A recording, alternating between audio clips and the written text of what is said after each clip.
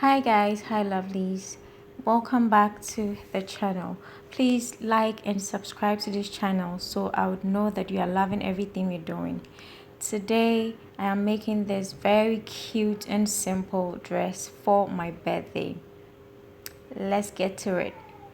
So I decided to make mine longer because I would be taking it to church. Friday was my birthday, so I decided to make a white dress for church on a Sunday, and that picture was my inspiration. So this is how mine came out, and this is how I styled it to church on the Sunday. Very cute and very simple to make. Let's get into the tutorial. So I started normally with my shoulder to waist measurement, and then I took my across back as usual, which is usually 7.5 or 14 depending on the style I'm making. This is a bustier dress which doesn't really need all the shoulder to chest area because it has a strap connected, but I decided to just start from the beginning for any beginner here to get and understand what we are doing. So I mark my lines, my shoulder to chest, shoulder to waist, shoulder to nipple, shoulder to under bust. And because this has a basque shape in front, it is longer than the usual shoulder to waist length. So I made this about, my shoulder to waist is 15, but I made this like 21 because of the basque in front of the dress. So after taking my length and my shoulder to waist, shoulder to nipple, shoulder to all that measurement, then I go into it with my nipple to nipple measurement or my bust pan measurement. Bear in mind that I am not cutting on a pattern, I'm cutting on the actual fabric. So this is my lining. After cutting it on my lining, I'm just going to place it on my fabric and cut. So I'm placing all my allowances and every other thing on it straight away and cut. So my nipple to nipple distance or my nipple to nipple measurement is 7, which divided by 2, because this is on fold, would give me 3.5. But because I am not cutting on a pattern and I need allowances, sewing allowances on it, I make the distance from my from my nipple to nipple on here 5, giving me 1.5 inches difference, and I'm going to manage that inches for my darts. So I take my darts, my underbust dart of the 1 inches, and then I take my waist dart, then I take my chest or my bust over bust dart. Since this is an overbust bustier kind of dress or kind of bodice, I am going to extend from my nipple to my chest area. Maybe I'm going to go up by 3 inches because I don't want my cleavage showing. So on that chest line, I'm going to take out my dart. So the 1.5 inches that was added to the bust band, I take it off from my chest, my under bust, and my waist. Afterwards, I take my side measurements, my chest measurement, my bust measurements, my under bust, my waist measurement, all divided by 4 because this is on fold and it's the front side. So it is on fold divided by 4. Okay, so afterwards, you see that straight line that I have drawn connecting to the shoulder, that is going to be the length of my strap. So I do this so I don't forget that I am adding a strap to my bodice. Okay, so that is the length of the strap I'm going to attach. So afterwards, I just shape my bodice. You notice that from the picture, the front, this whole bodice has a sweetheart kind of shape, a sweetheart shape bodice. So I create that shape in front as I connect the side piece of my front bodice to my armhole, because this doesn't have any kind of armhole since you're not going to attach any sleeve.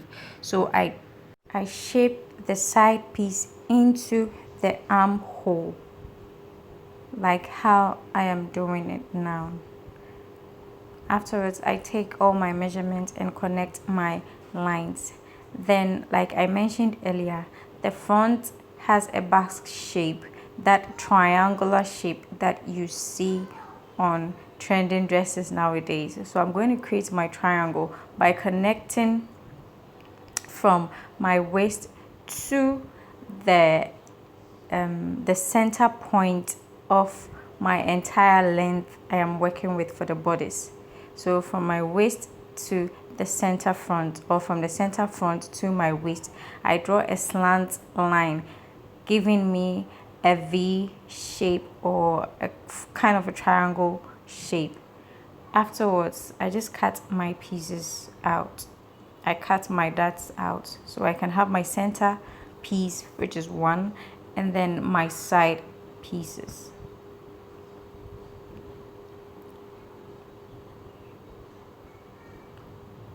Don't forget, if you are directly cutting on fabric, as in freehand cutting, don't forget to always add your allowances, side allowances as well. Okay, so this is what we have after cutting. I don't know why I was dancing, but yeah, I was dancing. Okay, so this is how it looks.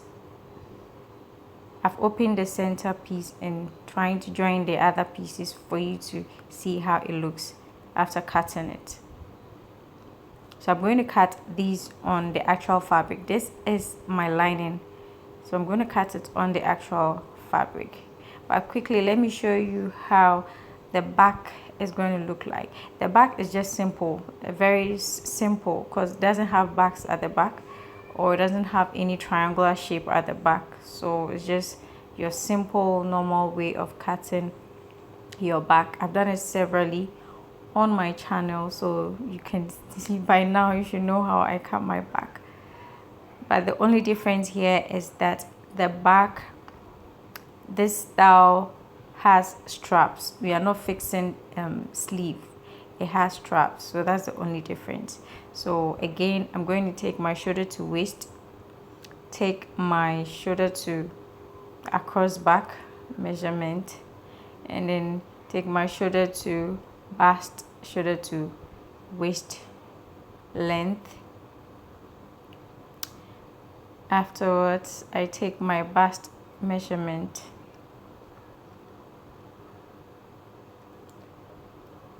Don't forget that because we added the back, the basque shape to the front side is obviously longer than the back. But the only side from the front that is longer than the back is the center. It's just the center. The sides must be equal to that of the back.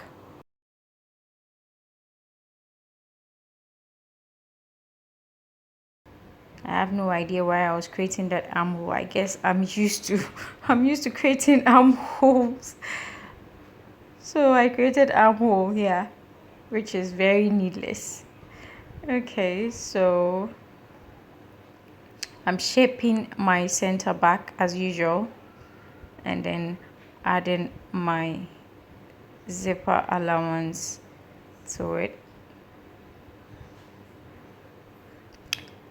After it, I cut everything out as usual.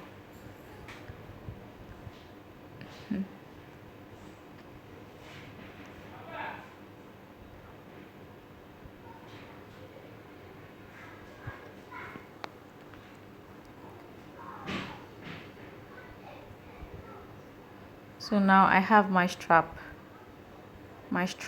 length, or the length of my strap. I'm drawing a line, a straight line again, to indicate that that is where my strap is going to be.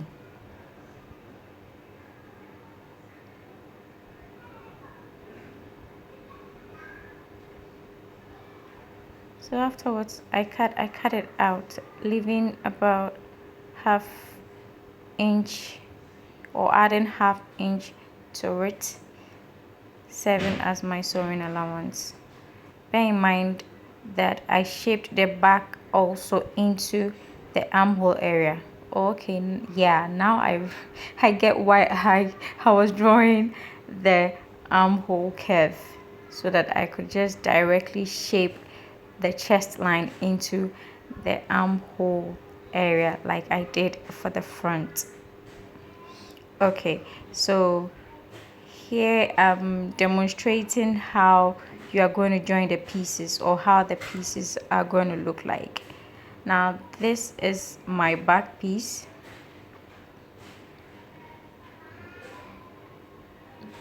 and this is my side piece. Remember I told you that the side of the front should be equal, or should match the side of the back, because both sides are the same. The only thing that is different or longer here is the center front. Okay, so this is how it's going to look like. I'm going to cut these pieces on my actual fabric and join them and show you how it looks. Before that, the down part, since mine is a longer version of the actual picture, I am going to take from my waist to the length I want. It should be about 30 inches, because I want a midi dress. A midi dress is below my knee, so that is the kind of dress that I'm making. So I'm going to take 30 inches length of the leftover of my fabric. I'm going to cut two pieces, one for the front, one for the back. So 30 pieces length of my fabric. I think my fabric is about 1.5 or 1.25 yards. So I fold them into two and then cut 30 inches from it. So this is how I'm going to do this. This dress actually has pleats on the side. I can't remember when I was in primary school, there was a style we used to wear for our uniform, which was called side pleats. So there is all pleats, or side pleats, or side gathers, or whatever they call it. So this style is like that. It's a side gathered or side pleats style, meaning the pleats or the gathers are on the sides of the dress, and the center part of the dress is just straight. So that is how you're going to do. So after cutting my piece of my fabric, that's how it looks. This I'm going to use for my strap. So I'm going to cut two pieces from my strap. Okay guys, so after joining my front bodies together and then turning in with my lining, this is how it looks. Can you see the shape, the bust shape down there? That is all we are looking for. I should have inserted my strap before turning in with the lining, but I forgot. So I'm going to attach it directly afterwards. I've also pulled my gathers on the down part. So after pulling the gathers, you can pull it all through, and then afterwards just partition it. Make sure the gathers go to the sides of your bodice, or it goes to the side, both side, and then leave the center straight without gathers. Don't gather the center. So take the length or the distance between your bust, your nipple to nipple, the bust band length, and then use that as a guide for where you wouldn't pleat. That should be the length. Okay, so you leave that length out unpleated or ungathered, and then you separate or you gather the both sides. So after gathering the both sides and leaving the center, I just place the top basque shape on the down part, and then I demarcate the shape on the down part because I'm going to cut that area out.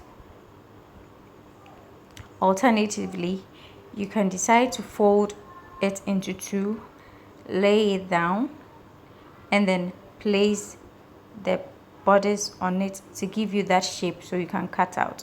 But as I already did, I just demarcated it with a pencil, so I know I can see the line. That is the line that I have cut out. So this is the V shape that I'm going to connect the top part to, and this is how it looks after cutting.